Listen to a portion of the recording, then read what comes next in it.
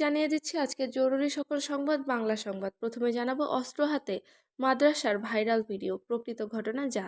সর্বশেষ জানাবো পাকিস্তান চট্টগ্রাম রুটে সেই জাহাজে এবার দ্বিগুণ পণ্য। এতক্ষণ শুনছিলেন শিরোনাম, বিস্তারিত থাকছে প্রতিবেদনে। যশোর জামিয়া ইসলামী মাদ্রাসার একটি ভিডিও নিয়ে ব্যাপক তোলপাড় সৃষ্টি হয়েছে। ভিডিওতে দেখা গেছে সুসজ্জিত মঞ্চে হাঁটু গেড়ে বসা গুটি কয়েক মানুষ, সবার পরনে সাদা পায়জামা, মাথায় টুপি। মঞ্চটির একটি কোণে সুসজ্জিত ডায়াসের দুপাশে আন্তর্জাতিক জঙ্গি সংগঠন ইসলামিক স্টেট এর পোশাকে সদৃশ পরিধান করে দুই ব্যক্তি অস্ত্র হাতে দাঁড়িয়ে প্রায় একই ধরনের সাদা পোশাক পরিহিত আরেকজনের ডায়াসে আরবি ভাষায় বক্তব্য দিচ্ছেন। বক্তব্যের মাঝে মাঝে আল্লাহু আকবার স্লোগান দিচ্ছেন উপস্থিত দর্শনার্থীরাও। ফিলিস্তিনি স্বাধীনতাকামী গোষ্ঠী হামাসের অনুকরণ দেওয়া 5 মিনিট 50 সেকেন্ডের বক্তব্যের ভিডিওটি বুধবার রাতে সামাজিক যোগাযোগ মাধ্যমে ছড়িয়ে পড়েছে। ভিডিওটিকে ঘিরে নেট দুনিয়ায় তোলপাড় সৃষ্টি হয়েছে। খোঁজ নিয়ে জানা গেছে ভিডিওটি যশোর সদর উপজেলার রামনগর রাজারহাট এলাকার জামিয়া ইসলামী মাদ্রাসার। গত 17 ও 18 ডিসেম্বর মাদ্রাসাটিতে আঞ্জুমানের সাংস্কৃতিক অনুষ্ঠানে শিক্ষার্থীরা ফিলিস্তিনের মুক্তিকামী মানুষের লড়াই সংগ্রামের বিষয়টি অভিনয় করে দেখিয়েছেন। মাদ্রাসার প্রতিষ্ঠাতা মুহতামিম মুফতি লুৎফর রহমান ফারুকী গণমাধ্যম কর্মীদের বলেন, অনেক সুনামের সঙ্গে মাদ্রাসাটি পরিচালিত হয়। মক্তব, হেফজ, কিতাব ও নাজিরা বিভাগ সহ 4টি বিভাগে 450 শিক্ষার্থী পড়াশোনা করে। প্রতি বছরের মতো এবারও চলতি মাসে 17 ও 18 ডিসেম্বর মাদ্রাসাতে বার্ষিক অনুষ্ঠানের আয়োজন করা হয়। অনুষ্ঠানে গজল, বাংলা, আরবি, হামদ সহ বিভিন্ন প্রতিযোগিতা হয়। ওই অনুষ্ঠানে ইসরায়েলিরা যেভাবে ফিলিস্তিনি মুসলমানের উপর নির্যাতন করছে সেটা নিয়ে একটি নাটক মঞ্চস্থ হয়। কিতাব বিভাগের 3 শিক্ষার্থী নাটকটি মঞ্চায়ন করে। ওদের মধ্যে একজন ফিলিস্তিনি নেতা সেজে আরবিতে বক্তব্য দেয়, পাশে কাঠ, প্লাস্টিক ও শোলা দিয়ে অস্ত্র বানায়। এটা শুধুমাত্র অভিনয়। তিনি আরও বলেন, আঞ্জুমানের শিক্ষার্থীদের প্রতিভা বিকাশ হয়, এতে যারা ভালো করে তাদের পুরস্কৃত করা হয়। বিষয়টি কোনো খারাপ উদ্দেশ্য নিয়ে করা হয়নি, তবে ভিডিওটি অনেকেই বিভিন্ন উদ্দেশ্যে অপপ্রচার চালাচ্ছে। আসলেই তেমন কিছু বিষয় না। স্থানীয় সূত্রে জানা গেছে, যশোর শহরতলির রাজারহাট বিহারি কলোনি এলাকায় 2012 সালে যশোর জামিয়া ইসলামী মাদ্রাসাটি প্রতিষ্ঠা করা হয়। কাওমি এই মাদ্রাসায় প্রায় 500 শিক্ষার্থী পড়াশোনা করে। এখান থেকে মূলত হাফেজ, মাওলানা ও মুফতি ডিগ্রি দেওয়া হয়।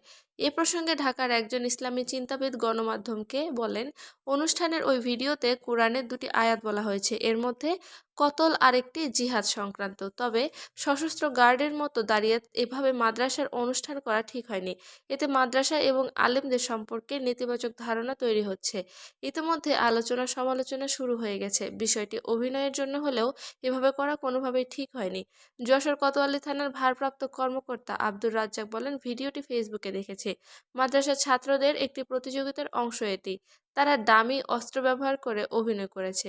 যশোর অতিরিক্ত পুলিশ সুপার নুরি আলম সিদ্দিকী বলেন, ভিডিওটি মাদ্রাসাটির বার্ষিক যেমন খুশি তেমনি সাজো অনুষ্ঠানে ককশিট দিয়ে তারা নকল অস্ত্র বানিয়ে উপস্থাপন করে। তারপরেও ভিন্ন কোনো উদ্দেশ্য আছে কিনা সেটি তদন্ত করা হবে।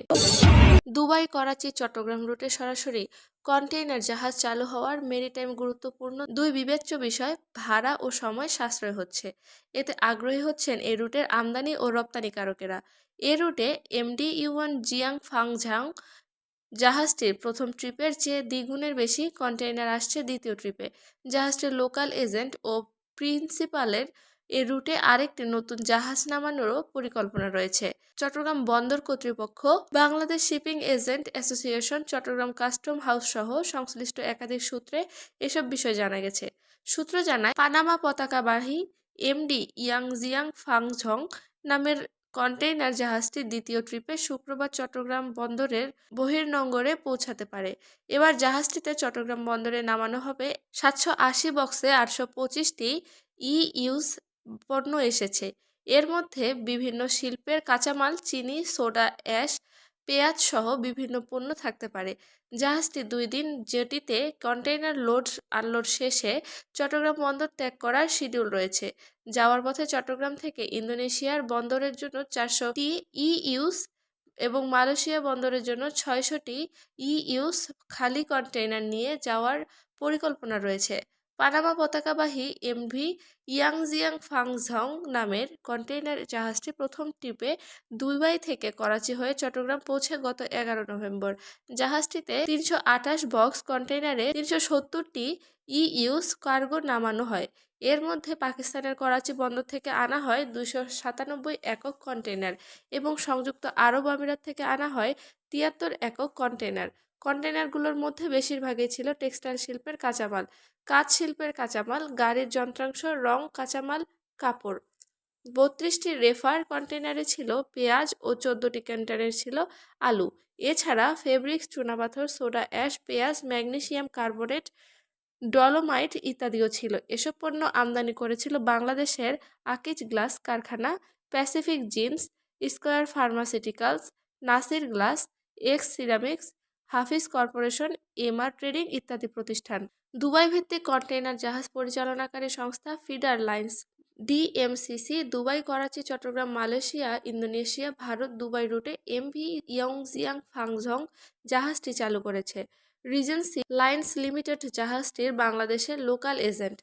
রিজেন্সি লাইন্স লিমিটেডের senior executive director Anis Uddaula Bangla নিউজকে বলেন, করাচি চট্টগ্রাম রুটের প্রথম জাহাজ এমভি ইওয়ান জিয়াং ফাংঝং জাহাজটি দ্বিতীয় ট্রিপে প্রথমবারের চেয়ে দ্বিগুণের বেশি কন্টেইনার নিয়ে আসছে।